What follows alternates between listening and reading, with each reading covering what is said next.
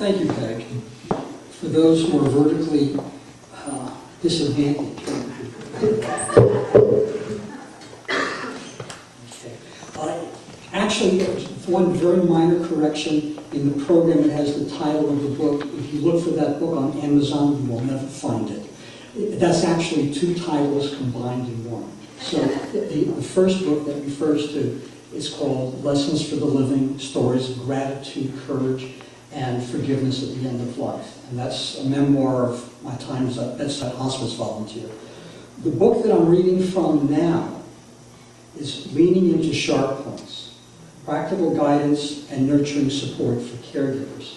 So the nice thing about doing nonfiction is you don't need to sell. So what I'm going to try to do in the next 8.5 minutes is to try to paint you a tapestry of how I look at caregiving. Considering all the things that could go wrong with our mind and bodies, I'm amazed we last as long as we do. But when things start going wrong, very wrong, caregivers are often thrust into chaotic situations.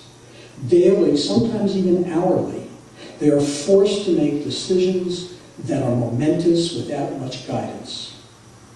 "How do I do this?" he whispered to me. His wife was resting comfortably in the bedroom, and through the open door I heard the rhythmic pulse of an oxygen regulator. 1 week before, he had enrolled her in a home-based hospice service I volunteered with as a bedside assistant. It was my first visit to the home, and we sat in the living room where every flat surface was covered with pictures of them embracing each other, their children, and their grandchildren. "We've been married for 40 years, but God help me, I don't know what I should be doing," he said. It's a question asked by millions of people every day when they find themselves, or anticipate finding themselves, thrust into the role of a caregiver for someone with a chronic or terminal illness.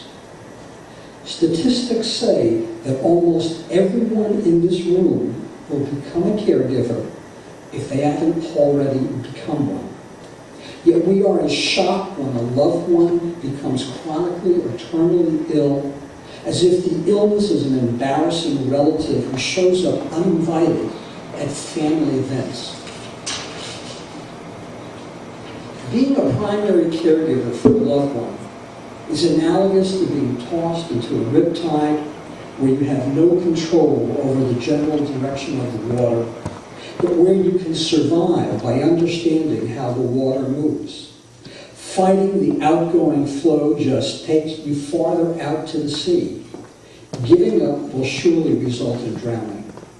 But swimming across the current, modifying what you would normally do in a calm ocean, can allow for escape from the oncoming tide and a return back to shore. Adapting to the situation will do the same for caregivers. A person who is chronically or terminally ill sees the world through what is lost, what they've become, and what will never be. When I was teaching, it was always, I'm a university professor. After I left teaching because of a chronic sleep disorder that resulted in memory losses, it was, I'm retired. But I quickly added, but I used to teach at the university. It was difficult for me to give up my role as a university professor, since it was a large part of my identity. It just wasn't a title. I had fully lived the part. I made sure I didn't pepper my conversations with curse words or ungrammatical constructions. I didn't inappropriately scratch myself in public. My conversations were intelligently framed, and my behaviors were fitting of an educator.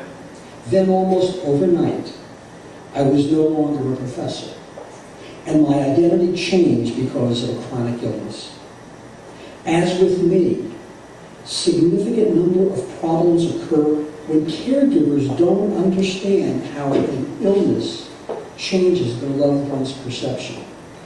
To convey that, I wrote a poem that unfortunately it was finished too late to get into the book, but you can read it on my website, StanGoldbergWriter.com. Shameless plug one, that's it. And it's called, Of Course You Remember. Of course you remember, she says. It was your 60th, and we came from across the country to express our love. I don't remember, I say. But you do remember, she says. We ordered your favorite Indian foods, sang songs from the 60s, and danced to Eleanor Rigby. I don't remember. But you must remember, she says. We drank Woodford Reserve and reminisced about motorcycle days and drug pleasure nights.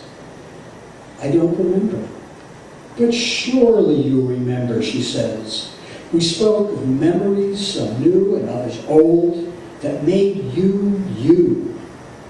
They all look at me as if I'm playing a game designed to torture worse than Abu Ghraib. And with resignation I say, yes, yes, yes, I do remember, punctuating each word, hoping the melody hides the truth. And finally people relax, wanting to believe I had too much to drink or was too lazy to think, but I don't remember. I don't remember the wonders I'm told define my life and changed others who thanked me for entering theirs. My friends repeatedly tell me of events whose weight, once significant, now have shrunk to pedal size, evaporating into wisps that slip from my mind as if they were breaths escaping through a gossamer web. I'm told I cried when my children were born, both times, and I knowingly nod my head, but only remember the tears. I'm told I eased the lives of many with compassion as they prepared to die, but I only remember torn pieces of faded pictures. All bits of yesterday, the most important slowly descending without control as a vacuum from my mind.